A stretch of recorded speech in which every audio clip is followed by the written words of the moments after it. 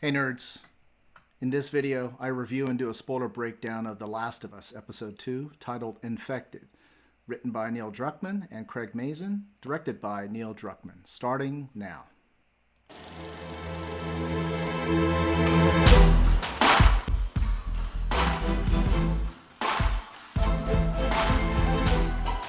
Welcome to the Nerd Soldier, I'm John. So the spoiler-free summary for this is Joel, Tess, and Ellie traverse through an abandoned and flooded Boston hotel on their way to drop Ellie off with a group of Fireflies. And before I get into that a little bit, if you like this type of content on our channel, please definitely like and subscribe so you can help us with our algorithm. And that way we can do more of the content that you like. So please make sure you like and subscribe. So this spoiler-free quick review of this is we continue the road trip for Joel, Tess, and Ellie. And as they go through downtown Boston, post-apocalyptic downtown Boston. And we definitely get to learn a little bit more about the zombies in this world, a little bit more of what makes Ellie so special and important to their mission here. And it comes to I think a thrilling end to the episode as well.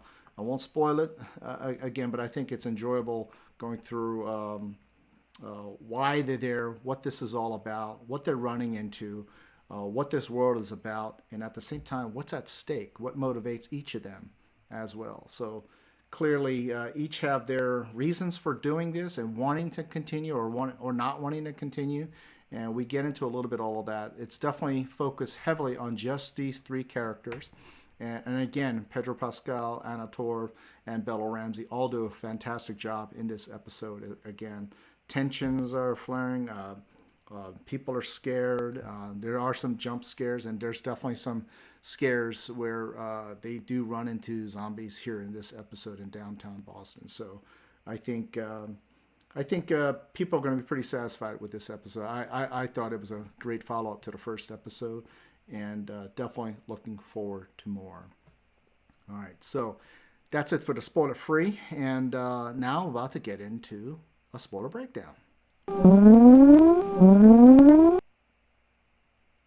All right, so let's get right into it. So there's another cold opening for this episode. This time it takes us to Indonesia. In Indonesia, we come upon looks like a restaurant and some military folks or police. It's hard to tell. It's uniformed men going into the restaurant, and looks like they go in to bring out a lady. It looks like a middle-aged lady, and we see in the car. She doesn't know why she's there, so she's asking, "Sir, where are you taking me? What's going on this?" And he pretty much says, "You are a professor, a doctor of mycology, right?" Yes, yeah, okay, we got the right person then. So they take her to, I guess, the science lab or whatever lab, and quickly take her to a microscope, and in them they ask her to please take a look and tell us what you see. And she's like, why are you showing me this? And she quickly identifies what she sees, and it's cordyceps. And that's the fungus, right? The fungus that's affecting everybody in the world.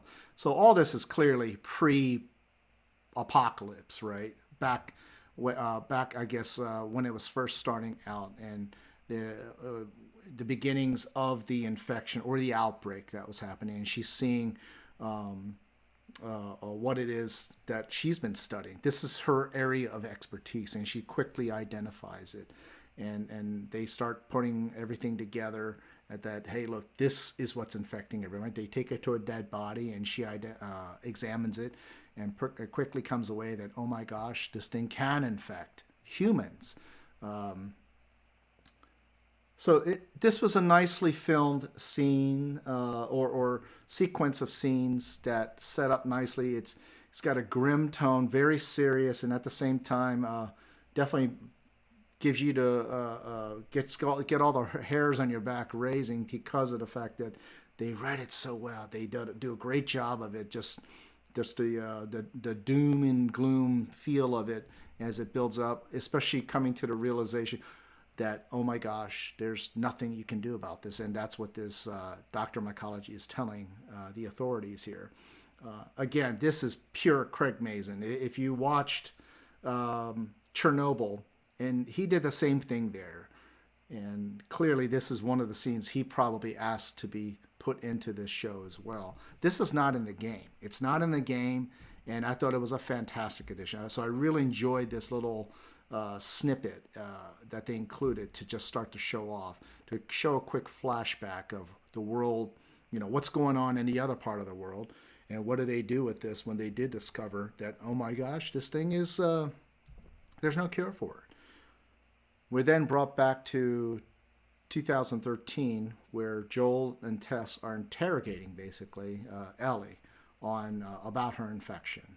And it's at this point that Bella Ramsay does, again, a great job of trying to convince Joel and Tess that, although she was bitten, she's not infected, and that's why she's special, because the Fireflies want to basically make a cure from that. Joel wants to go back. He doesn't care. He doesn't believe it one bit, and he thinks this is another pipe dream. So he's very pessimistic about all of this. Tess wants to press on. Absolutely wants to press on. So you see them walking the streets of downtown Boston, and Ellie's trying to crack jokes. Joel doesn't care. He's just not hearing any of it. So this is the dynamic that you see, that Joel just he doesn't want to be there. He's just focused on Tommy, and he really couldn't care less what Ellie's worth is, because he doesn't believe it. He doesn't believe it to be true. But you do see the dynamic of Ellie and Tess for a little bit there. Seems like Ellie definitely gravitates more towards Tess, and Tess seems to at least believe enough to want to keep going, want to press forward, right? They come upon a hotel, flooded hotel, and guess what? This hotel, it's in the game, right? So for all those of you who have played the game, and I played the game too, so this is a nice callback Easter egg of them coming to that flooded hotel.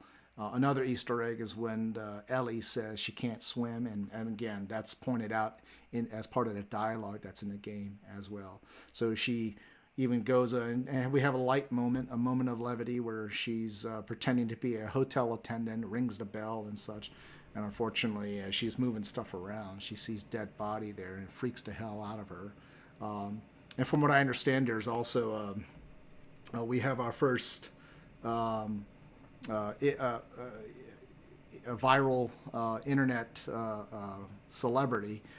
Thanks to this episode, we see the piano frog.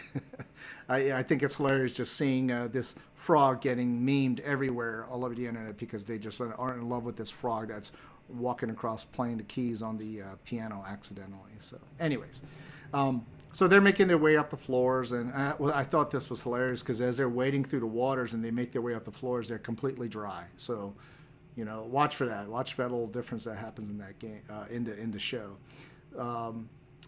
A few scares going up along the way, very tense. It's building up, and as they make it to the top, they do run into these zombies. And I'm going to stop calling them zombies from here on out, because the game called them clickers. They don't call them clickers in the show yet, and that's where we're going to call them clickers, because they make these clicking sounds with all the fungus and all the stuff coming out of their heads and all that.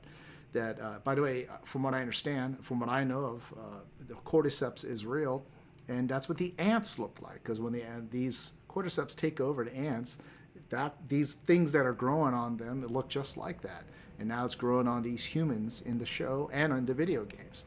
They, again, great job of recreating the makeup or the designs of cordyceps affecting humans.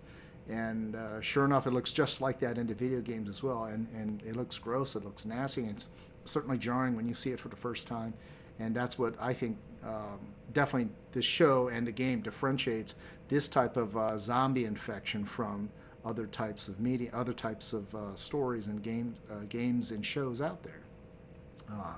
So we see some running around. They're trying to get away from these things, and there's only 2 of them, maybe 3, and they take them out, but it comes at a cost, right? So they first of all, the one thing I didn't understand, and this is my criticism here. First criticism of this episode is, they've got guns, they're shooting, and they don't do a very good job of shooting because, clearly to have survived this long in this type of world, I think they would have figured out by now to shoot him in the head, and I didn't see them going for the head or anything like that. So that I thought that was kind of weird that these two, Tess and Joel, who are very much veterans in this world, would not do that immediately. So I thought it was strange to show that they didn't do a very good job with these clickers. So I don't know if it means that they really didn't think about that, or the fact that these clickers are indeed very formidable. But it took them a while to take them out. And they sure as hell made a lot of noise, too. And making all that noise, again, that was another part that just didn't make a lot of sense. Making all that noise, you would think, and the game established that, and I thought the TV show was trying to establish that as well, that the noise attracts all these zombies, right? But there is another part of the lore that they kind of get into when they get out to the roof of this building. As they get there, they definitely get into where they're showing, I guess, the zombies on the ground. And Tess also explains, as part of their walk to that building as well, that they say that there's these, looks like these vines or tendrils that are coming from the ground where they lay. These things are more like a network. I guess it's the mycelial network.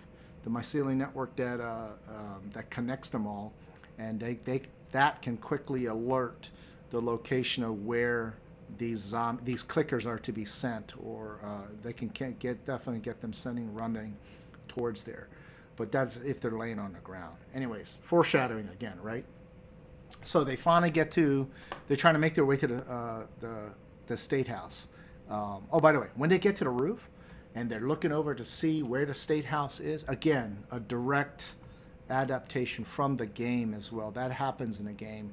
It feels like you've made it to the save point, to the next point in the game where it kind of saves and allows you to see where your next destination is. And sure enough, it looked like a nice breather scene, and it's recreated just from the game as well, where you get to see that State House. Anyways, their way of saying, hey, that's where you headed next, and that's where you're going, let's go. So finally they make it to the State House, and the State House is where you see a trail of blood. Ellie points it out. Looked like it comes from the truck. As Joel opens up the truck, none of the things that they were promised are in there, especially a battery. So they get into the State House, and looks like lots of boxes of supplies are there, but there are dead bodies everywhere. And Joel points out that looks like these are Fireflies. They're all killed because they were infected. And again, that's a little bit different from the game. What is same from the game too, and it's at this point, Tess reveals that she's infected. And this happens when one of the infected on the ground that they all thought was dead, one of the clickers on the ground gets up, and Joel shoots him right away in the head. Oh my gosh, he finally shoots him in the head. So he shoots him in the head, and you see that the tendrils kind of coming alive from the ground, and it touches the dead clicker, and then quickly shows outside the State House that it's alerting everybody, alerting all the other clickers. And now they are running. They're coming towards the State House, and they realize that. And that's when Tess reveals she is infected. She got bitten during the stumble that was back at the previous place. So she knows she's a goner, and she tells Joel. Joel is distraught. He can't believe that she's infected, and she's basically goner. And so that's when Tess says, Joel, she's the key. She is the mission now. Take her. Do this for me. Do this for us. Do this as a purpose for you. Don't forget Tommy, right? So take her to Bill and Frank, is what she says. And so he grabs Ellie and runs out the door. And when he does, Tess has one of the lighters and dumps over a barrel. I think it looks like it's gasoline or oil or something. It's all over the ground, and she's just waiting for him to come in, and she's going to go out in a blaze of glory. And and she dumps out grenades too. There's a bunch of grenades everywhere. I thought they should have grabbed some grenades on the way out, but they didn't. At least it didn't show that they did. So she's trying to light that thing, and of course, very tropey part, which was, the lighter doesn't work when you need it, damn it. And she's flicking it, flicking it, flicking it, flicking it. All the clickers are running inside the state house, and one of them stops, sees her, and starts walking on over slowly. And she sees she's backing away, clicking, clicking, clicking, and trying to flick that thing and turn it on. And this is where we get a pretty different scene. So in the game, she goes out differently. In this show, it shows the clicker come up to her and all the stuff coming out of it, those little tendrils coming out of his mouth, and he plants a clicker kiss on her. And why she just stands there, lets him, shove all those things into her mouth, I have no idea. Maybe because she knew she was a goner, I don't know. Or distracting it. It's hard to tell. Either way, it was gross as hell. Okay, so and finally, flick, lights up. She's able to toss that thing, and then now you see the viewpoint from outside. Boom, like huge explosion, and Ellie is screaming because she didn't want to leave Tess behind, but Joel knows that it's over, and that's they need to move on, and that's how the episode ends. So we got to see, again, a lot more of the clickers. We got to see moments from the game that got translated to the screen here on the show. More of the interactions, especially with Ellie and Joel and Tess on their road trip here through downtown Boston. And unfortunately, this was also the last we see of Anna Torv here. So she lasted two episodes. But again, just like the game, Tess doesn't last as well. So if you haven't played it, I'm sorry, I'm spoiling that part. But Tess doesn't make it in the game either. And but again, I thought it was a strong episode. Keep the things moving, keep the pace going. And we didn't linger too much anywhere. And again, a lot of good recreation and adaptation from the video game elements on the screen here in this episode. So they move on, and this time we are down one. So now down to just Joel and Ellie on their continued road trip. And now they're headed towards Bill and Frank. So, and that brings us to the end of this spoiler breakdown. And again, if you all enjoyed this episode, this video, and please don't forget to like and subscribe, and we'll see you next time, and hopefully for episode 3. Bye, everyone.